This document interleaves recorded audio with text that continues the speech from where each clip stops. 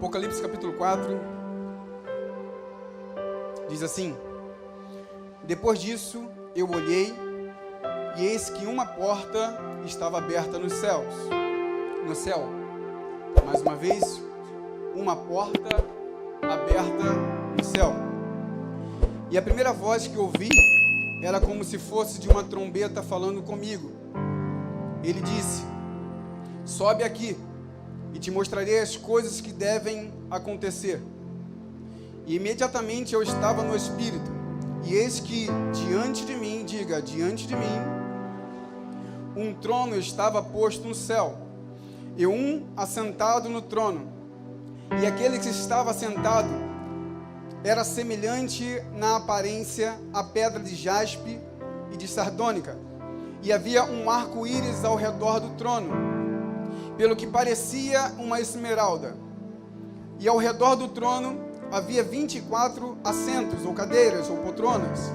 E sobre os assentos eu vi 24 anciões assentados, vestidos de vestes brancas, e eles tinham sobre suas cabeças coroa de ouro. E do trono saíam relâmpago, trovões e vozes. E havia 7 lâmpadas de fogo queimando diante do trono, que são os 7 Espíritos de Deus. E diante do trono havia um mar de vidro, semelhante ao cristal. E no meio do trono, e ao redor do trono, haviam 4 animais cheios de olhos na frente e atrás. E o primeiro animal era semelhante a um leão, e o segundo animal semelhante a um bezerro, ou a sua tradução vai falar boi, touro, ok? E ao terceiro animal tinha uma face como de um homem, e o quarto animal era semelhante a uma águia voando. Versículo 8. E os 4 animais tinham cada um deles 6 asas ao redor, e eles estavam cheios de olhos por dentro, e eles não descansavam nem de dia, nem de noite, dizendo: Santo, Santo, Santo, Senhor Deus poderoso, todo-poderoso, que era, que é e que há de vir. E quando os animais dão glória e honra e graças àquele que está sentado no trono, o que vive para sempre, os 24 anciãos logo caem prostrados diante daquele que está sentado no trono, e adoram aquele que vive para sempre, e lançam suas coroas diante do trono, dizendo também: Tu és digno, ó Senhor, de receber glória e honra e poder, porque Tu criaste todas as coisas, e para o Teu prazer elas existem e foram criadas. Podem se assentar.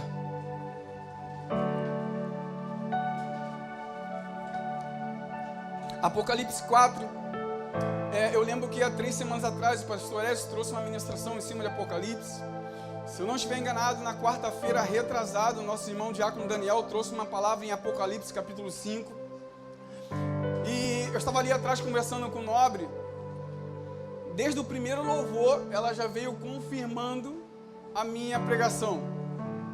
E quando nós estamos aqui em cima, quarta-feira, não menosprezando o domingo, mas qualquer culto que nós estejamos aqui em cima já é diferente, mas o domingo a casa já está cheia, está mais cheia, o Maracanã está lotado, bate um friozinho na barriga, isso é normal. E eu conversando com o Nobre, todo o louvor que veio cantando aqui, a Ana Lúcia junto com o Ministério Louvor, claro, vem falando sobre vozes, trovões e relâmpagos, e toda a palavra, todo o louvor que foi aqui cantado, ela veio confirmando a minha palavra, e fizemos das músicas o nosso louvor. Porque o que fazem aqui os levitas são músicas. E agora cabe a nós, obreira Alessandra, fazermos da música o nosso louvor. Faz sentido? Estão comigo? Nem toda música é um louvor, mas eu preciso pegar essa música e fazer da música o meu louvor, aquele que é digno de honra, glória, louvor e majestade.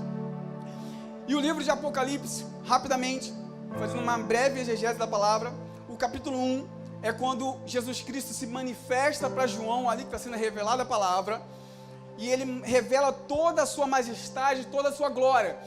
Então João começa a olhar para ali para Jesus, e ele começa a enxergar um homem que está entre os candelabros, e ele começa a enxergar um homem com roupa de linho fino até os seus pés, e os seus pés são como latão reluzente, os seus olhos como chama de fogo, existe um cinturão sobre o peito dele, então e as suas vozes são como vozes de muitas águas. Então o capítulo 1 de Apocalipse é justamente dizendo como João está vendo Jesus Cristo.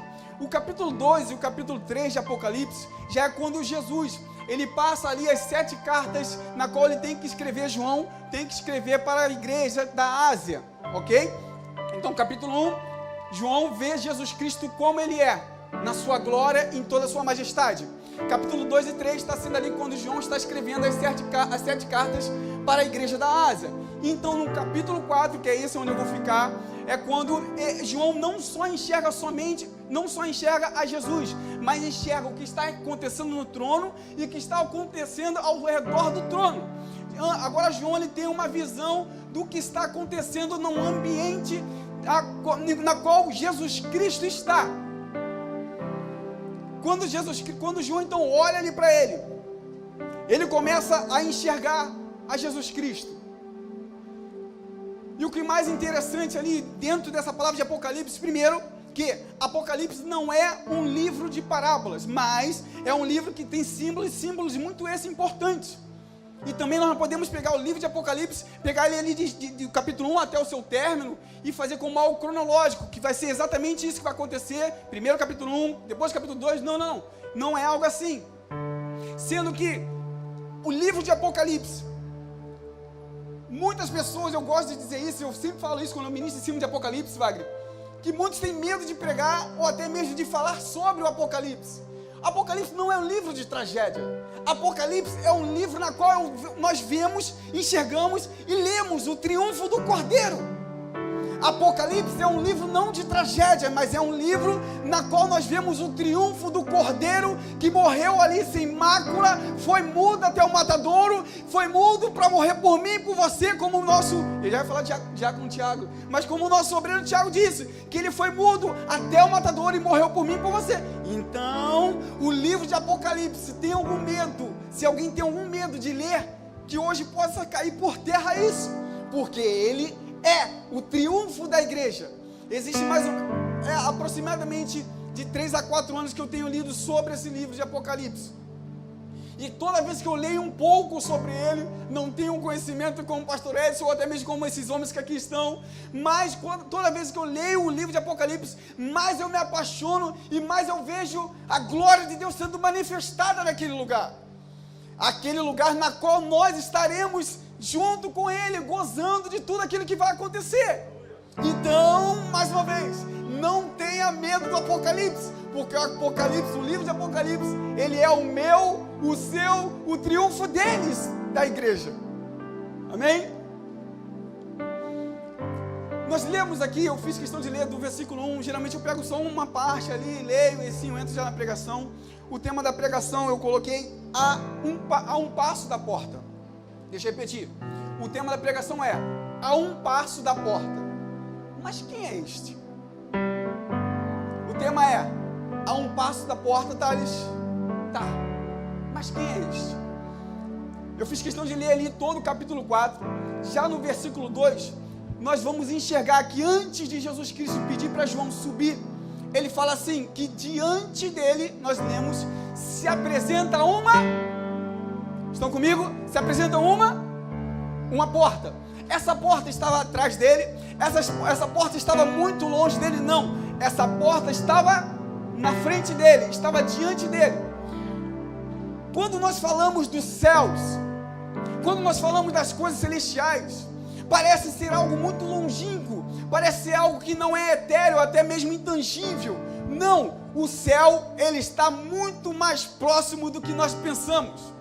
O céu, ele está muito mais ligado com nós do que nós imaginamos. O céu, ele é real. Amém? O céu, ele é real. Nós não vamos para o céu ficar como uma fumacinha. Não. O céu, ele é real. Então o céu, ele é real. E diz que diante dele pôs uma porta. você vê que a palavra de Apocalipse capítulo 4 só começa a ser revelada a majestade da glória, a majestade do que está acontecendo no trono, a majestade do que está acontecendo ao redor do trono, só acontece depois que João passa por essa porta. Depois que João, então, passa por essa porta, então Jesus fala, então, sobe até aqui. Mais uma vez, o céu está muito mais próximo do que eu e você pensamos. Exemplo disso, às vezes nós oramos, buscamos a Deus, fazemos campanha, fazemos jejum, fazemos oração, e mesmo assim nós ficamos atribulados, perturbados, inquietos, porque nós não enxergamos Deus agindo. Acontece só comigo isso? Só acontece comigo. É ou não é assim, Wagner? Nós vivemos de campanha de 7, 14, 21. E tabernáculo, e jejum, e oração. Pelo amor de Deus, é para você fazer isso sim. Mas parece que nós não enxergamos, mesmo depois de fazer tudo isso, Bruno, nós não enxergamos que os céus estão abertos. Por quê? Porque ainda parece que nós não passamos diante dessa porta. Te dou um exemplo. Quando Eliseu estava ali preparando para uma batalha, e o seu moço, quando estava passando ali pelas campinas, ele viu pelas montanhas muitos homens armados para atacar. Então, Diácono Luiz, quando aquele homem, o moço de Eliseu, ele olha e diz assim: Senhor, são muitos, vamos morrer, nós vamos perder a batalha. Conjecturando, como o presbítero Wagner gosta de dizer, e assim eu faço, parece que Eliseu olha para ele e fala assim: meu filho, deixa eu falar um negócio. Tu acha que eu entraria em uma guerra, em uma batalha que eu perderia? Tu acha que eu entraria em um lugar onde eu vou saber que a derrota é certa? Tu acha que eu vou entrar em uma guerra, em uma luta de UFC sabendo que eu vou apanhar? Não! Ah, mas tenha misericórdia dele, Senhor. Faça o seguinte: abre os olhos dele, e no momento que a porta se apresenta diante dele, ele passa pelas portas, é descortinado, ele começa a ver ao redor do monte milhares e milhares de anjos. Agora eu te pergunto, presbíteros, agora eu pergunto para você, igreja, os anjos chegaram ali somente quando os olhos do moço foram abertos?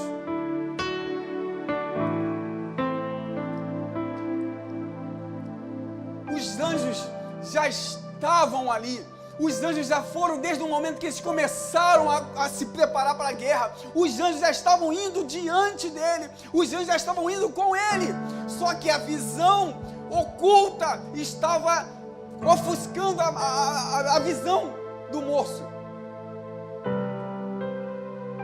Você tem orado pelos seus pais? Estão me escutando aí atrás? Que às vezes eu desço aqui, está me escutando aí atrás, Cris? Está me escutando aí atrás? Tá? Nós oramos pelos nossos pais, Davi. Nós oramos pelos nossos irmãos. Nós oramos pelos, nossos amigos, esposo, esposa. Oramos pelo nosso trabalho, oramos pelo nosso ministério.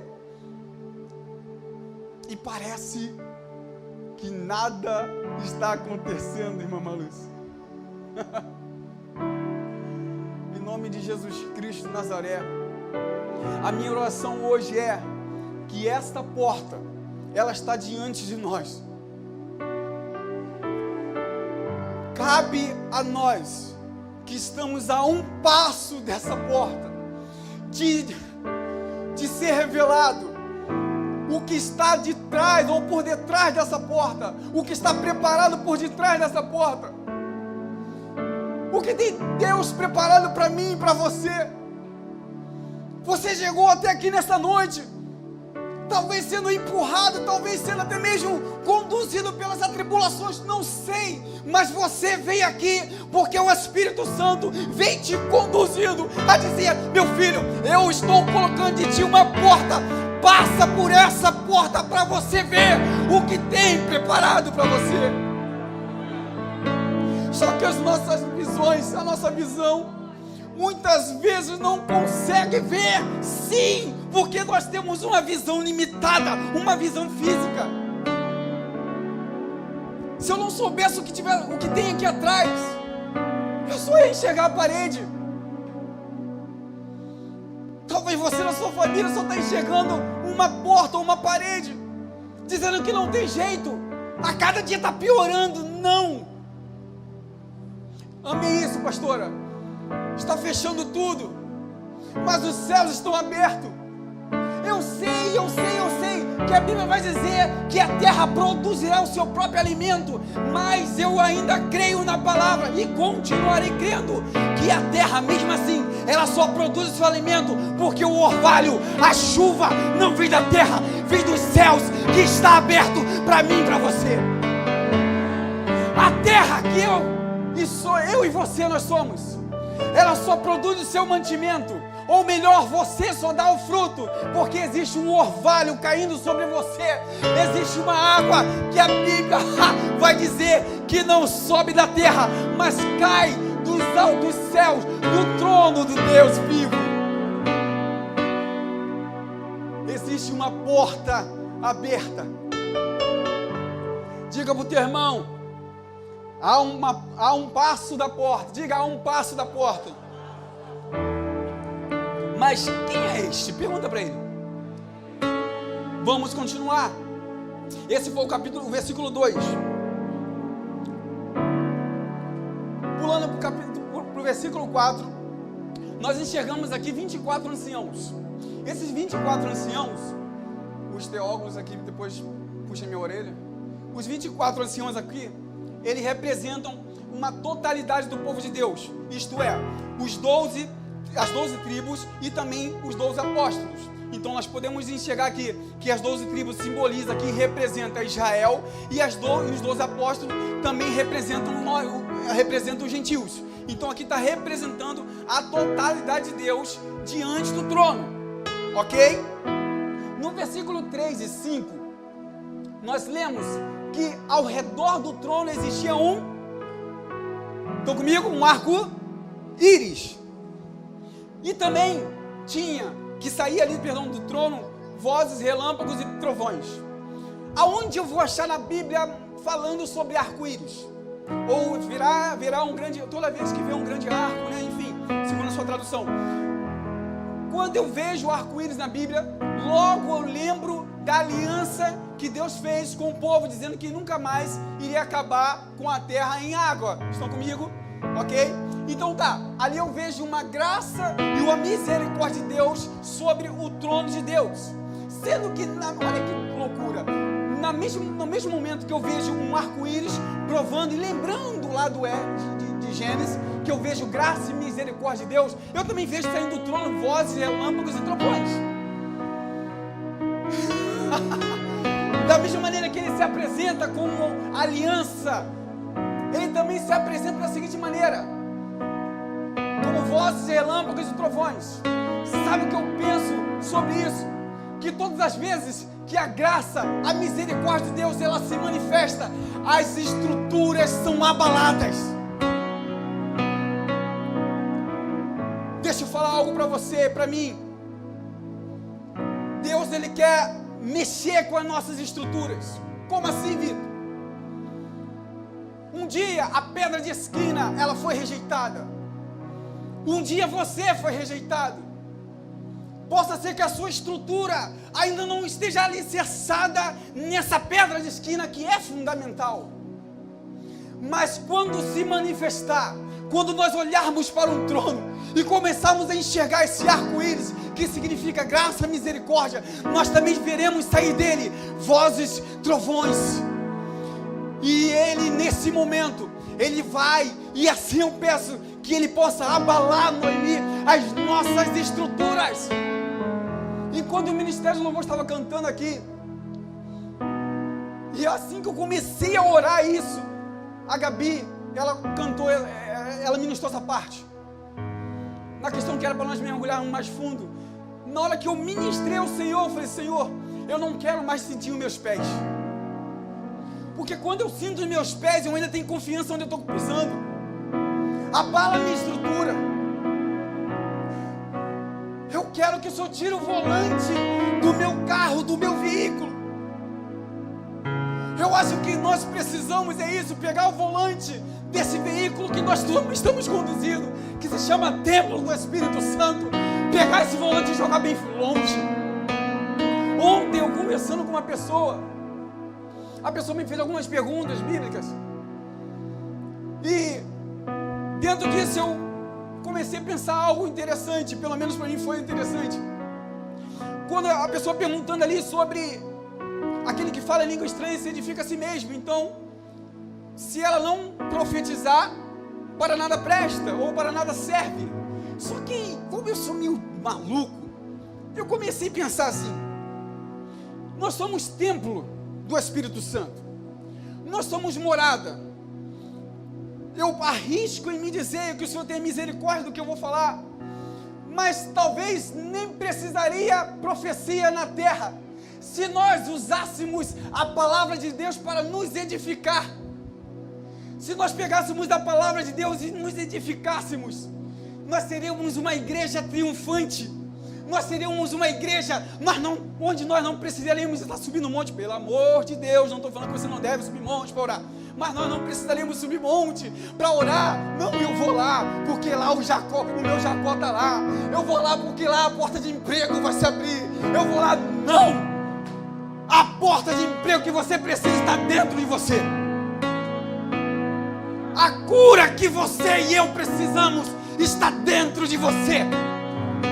A salvação que eu, Tiago, nós precisamos está dentro de você, porque eu e você somos templo, morada, veículo daquele que derramou o teu Espírito, na qual ele andava, meu Deus, na qual ele andava curando. E ele fez o seguinte, Mama Lúcia: eu não quero ter só esse gostinho não, mas isso que eu hoje uso, eu vou dar aos meus filhos. Toma! E eu vou mais além. Não vai ser o orvalho não, Thalita, Felipe. Vai ser como um derramar, como água, como mergulhar, se molhando. Pelo amor de Deus, pelo amor de Deus, Jesus Cristo está colocando uma porta, Mateus Slon, diante de mim e da igreja.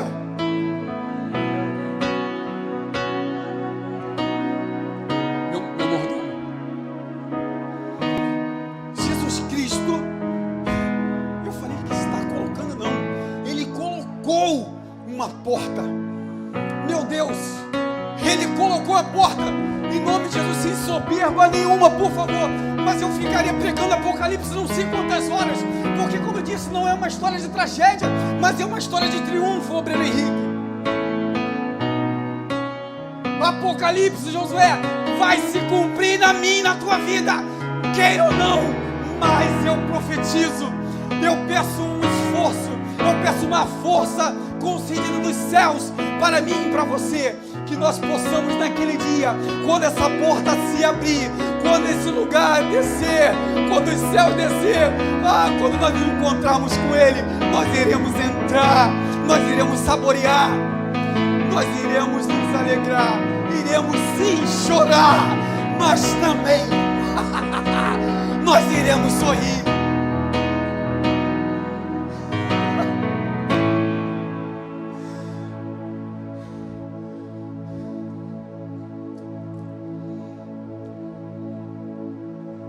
Continuando, deixa até o cronômetro aqui rolando hoje, pastor.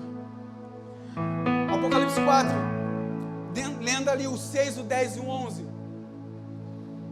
vai dizer que, nós lemos ali que se apresentam também diante do trono, não é atrás nem dos lados, mas diante do trono um mar de vidro.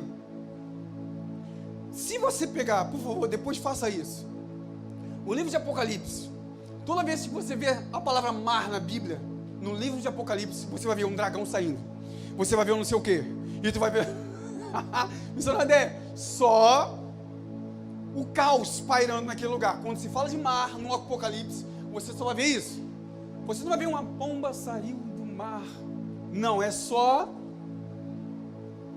né, enfim, E aqui no Apocalipse 4, versículos 6, 10 e 11, que eu leio agora para você aqui, ou melhor, falo sobre isso, se apresenta diante do trono um mar de vidro.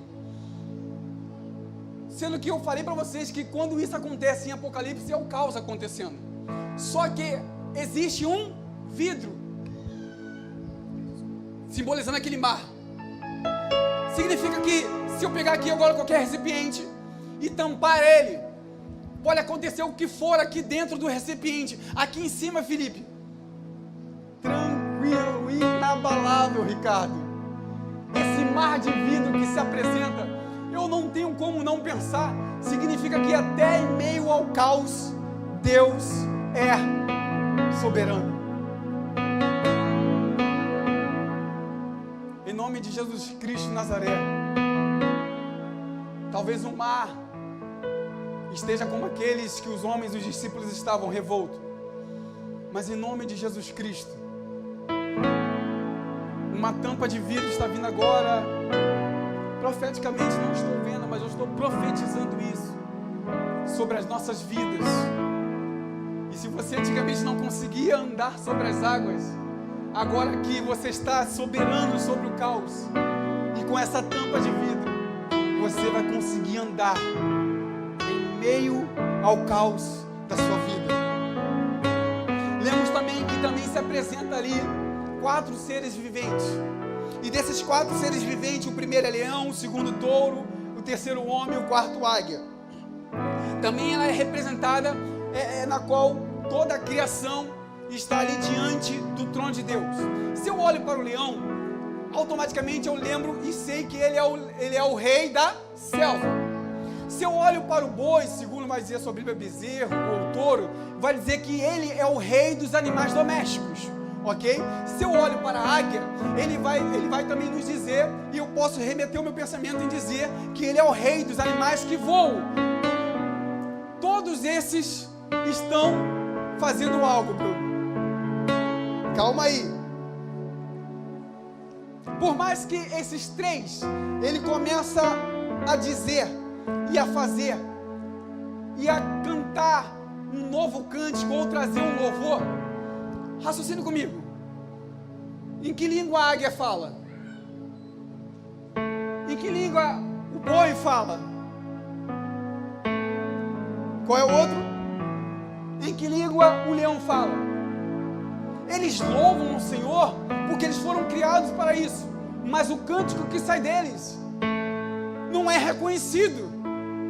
Porém, esse último homem, esse outro que faz parte dos seres viventes, o homem, só o homem, somente da boca dele sai um louvor na qual alcança o coração de Deus, e ele entende o que está sendo cantado, e nós como criaturas também possamos entender o que nós estamos cantando. Por isso que eu fiz questão de falar nisso, que as nossas músicas não são louvores, mas as nossas músicas têm que se tornar louvores. Por isso que nós falamos que nós somos louvores vivos, por isso que nós falamos que através da nossa boca sai vida.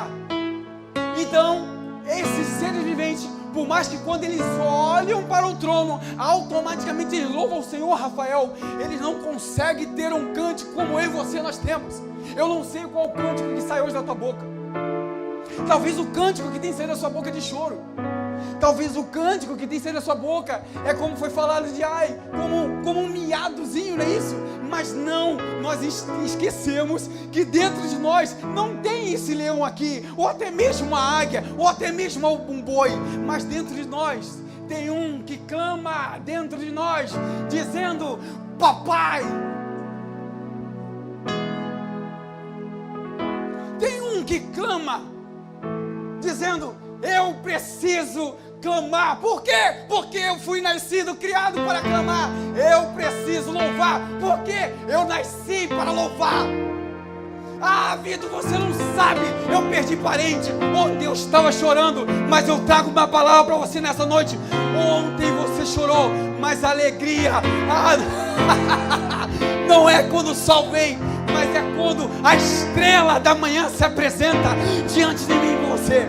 Ei, você chorou ontem, mas o sol da justiça está entrando nas trevas, trazendo luz à escuridão, trazendo ao caminho clareza para você enxergar o que Ele tem preparado diante da porta que Ele colocou para você nessa noite.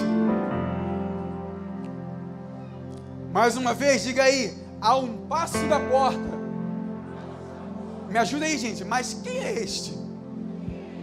Já estou terminando o versículo 4 de Apocalipse 4. Aí já vai falar já, como eu já falei ali, sobre os anciões que representam a totalidade de Deus. Peguei ali as 12 tribos e os 12 apóstolos, que simbolizam as 12 tribos de Israel, e os 12 apóstolos simbolizam ali, ou representam, melhor dizendo, os gentios.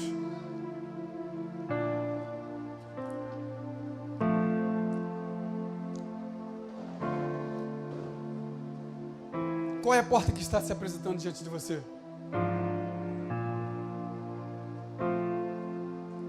Qual é a porta que tem se apresentado diante de você? Sabe o que eu estava pensando? Eu falei isso aqui em uma outra oportunidade, sobre a pandemia, né? É chato, né? Toda hora a gente tem que falar isso, né? Sobre a pandemia. É chato que eu digo o momento que nós estamos passando, tá, gente? Mas eu falei aqui outrora que sobre o distanciamento, não é isso? Sobre a questão das máscaras. Isso não é palavra minha, foi a palavra de um outro pastor. De outro pastor não, de um pastor. E ele falava ali, aqui eu trouxe essa ideia, que durante essa pandemia nós estamos naquele negócio que a gente não pode cumprimentar um outro, dar um beijo aqui, né? Um beijinho, cumprimentar as pessoas, aperto de mãos. E esse homem começa a dizer, falando assim, Maurício, mas antes mesmo da pandemia, antes de usarmos máscaras, nós já estávamos usando máscaras. Nós já não cumprimentávamos não quem deveria ser cumprimentado, mas quem nós temos que cumprimentar. Nós já não apertávamos as mãos, nós não éramos mais solícitos, até mesmo educados antes mesmo da pandemia. Distanciamento. Nós já estávamos sentando um do lado do outro, mas porém longe um do outro, no seu espírito. Existem pais presentes, porém ausentes dentro das suas casas. Existem pessoas que estão presentes na igreja, mas longe da igreja, estando na igreja. E eu pensando em cima disso, eu olho automaticamente para Salmos capítulo 24, que vai dizer que tudo pertence ao Senhor, a terra, toda a sua plenitude, tudo pertence a Ele. E quando eu olho para Salmo 24, eu vejo e tenho uma certeza que nada fugiu e nunca fugirá do controle das mãos de Deus. Estão comigo? Quando eu olho para isso, então, Jonathan, eu começo a ir lá para Gênesis. Desculpa. Eu começo a ir para Gênesis. O início de Gênesis, como era? Todo dia, na viração do dia, o Senhor se apresentava ali para Adão e para ela. Sei lá, pega um homem aí, Pastor Edson, ou alguém que a gente olha assim, que a gente admira muito, e de repente chega lá na nossa casa. De duas uma, né? A gente vai falar assim, o que eu fiz? Né? O que eu fiz? Mas quando começa a desenrolar ali, ele vê que nós vemos que ele não foi ali só para tomar café. Eu estou também profetizando, né? Para não botar essa brecha. Mas imagina, um homem que chega ali e se apresenta todo dia, só que esse homem não eram esses homens nem eu, mas era Deus, o Criador. Deus se apresentava todos os dias na viração do dia, quando eu achava assim, ele não vai vir hoje, ele vinha.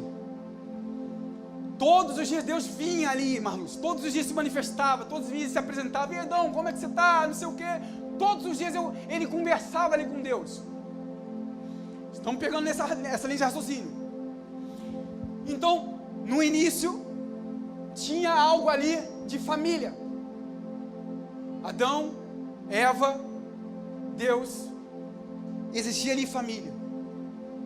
trazendo em cima do que estou falando sobre a pandemia, ou o que está acontecendo sobre. Parece que, como nós, eu em primeiro lugar, não estávamos conseguindo viver como famílias. Parece que Deus teve que dar um break para nós começarmos a viver ou ter uma preliminar daquilo que nós queremos ou até mesmo desejamos viver. Que quando Jesus Cristo voltar, nós viveremos não cada um em seu quartinho, cada um em sua casa, mas nós viveremos como uma família. Como eu, você, nós não estávamos, a igreja do Senhor não estava, Rafael, conseguindo viver como aquilo nós fomos criados para viver como família. Parece que Deus deu um break e dizer, se você não consegue, eu vou ter que agir. Porque se vocês querem passar adiante dessa porta e saber o que está revelado, te digo que tudo o que vai ser revelado, você vai ter que viver como uma família. E se hoje nós não conseguimos viver como uma família na terra, te digo, não viveremos como uma família nos céus, ou melhor, nós não conseguiremos entrar nos céus, porque se eu não vivo como uma família, como eu vou entrar nos céus para viver como uma família? Parece que Deus está apertando o seu povo, para que a gente possa entender o motivo da nossa criação, igreja. Você não foi criado para viver sozinho. Você não foi criado para viver abandonado, largado, desprezado. Vitor, mas eu não tenho ninguém. Meu pai me abandonou, meu pai me estuprou. Eu fui abusado. Você está em cima como um cara que sabe de tudo, mas você não sabe o que passei. Não sabe como eu me sinto sujo. Quem é você, Vitor, para estar em cima falando isso? Você não sabe o que eu passei. Você não sabe como me tratou. Você não sabe como ele mexeu comigo, como ela mexeu comigo.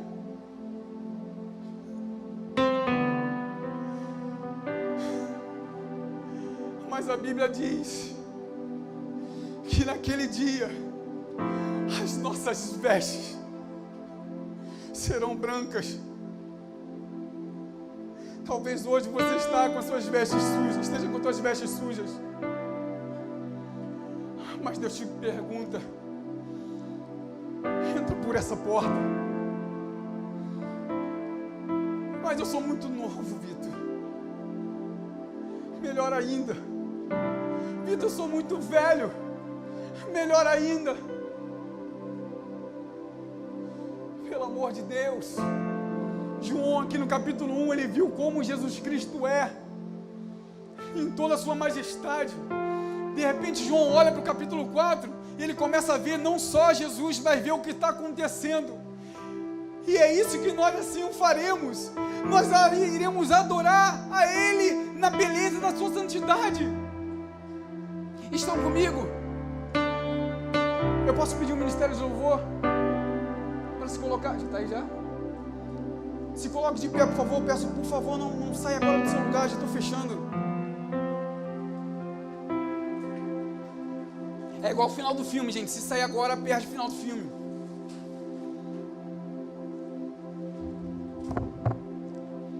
A um passo da porta. Mas quem é esse, Gabi?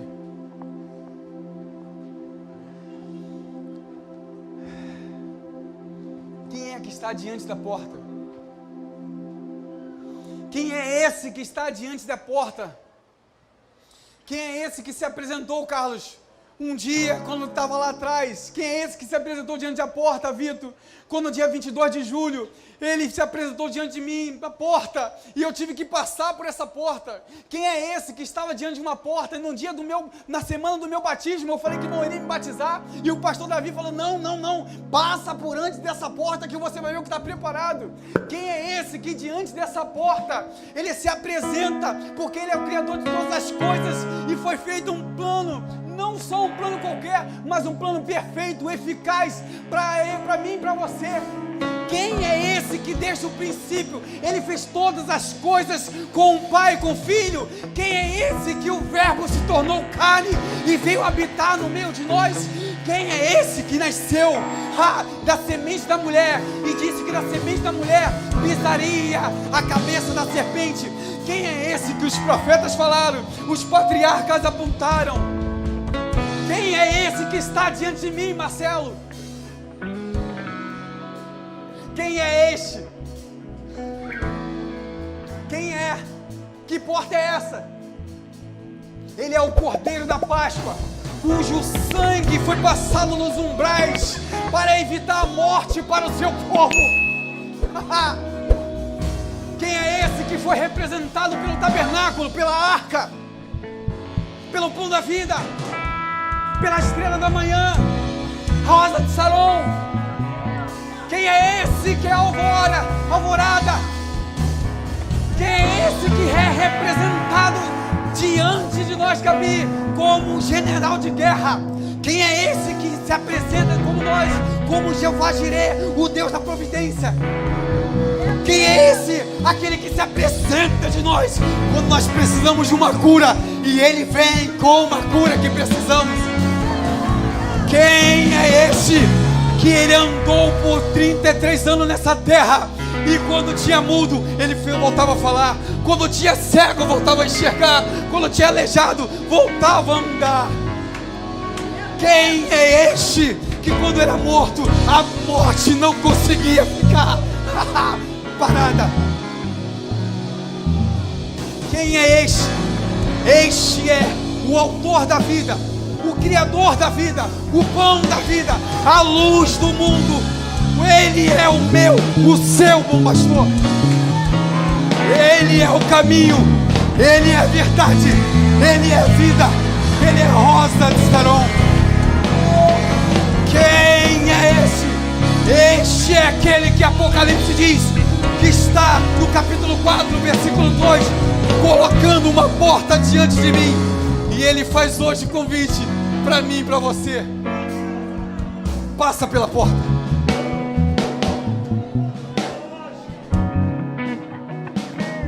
Este é aquele que era e que há de vir. Este é, Gabi, o desejável, o adorável, o amado, Camila. Este é na qual tem ciúme de nós. Ele é aquele que quando toca em nós, toca na menina dos seus olhos.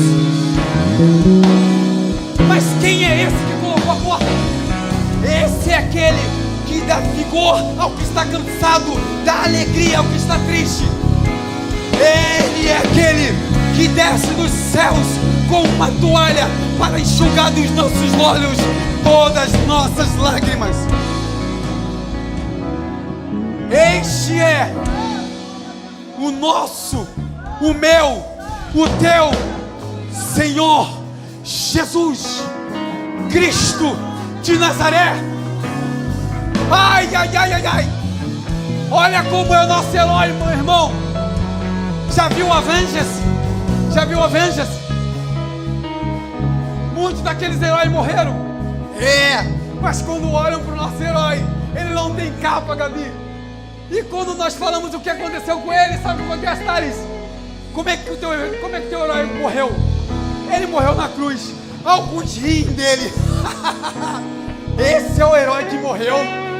Zombam da nossa Bíblia, zombam hoje. Mas quando ouvem e quando eles sabem que este herói que morreu, despido, cuspido, cravado na sua sua cabeça espinhos.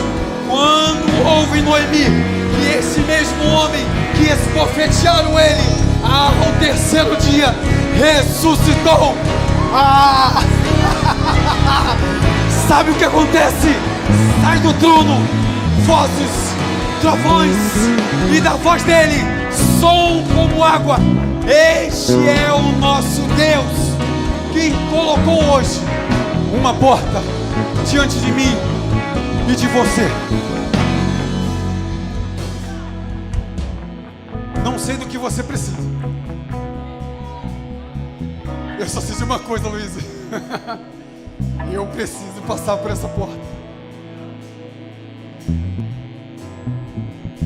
O Ministério do Louvor vai cantar aqui agora uma música, e eu vou fazer essa música o nosso louvor, o louvor deles. Eu não sei do que vocês precisam.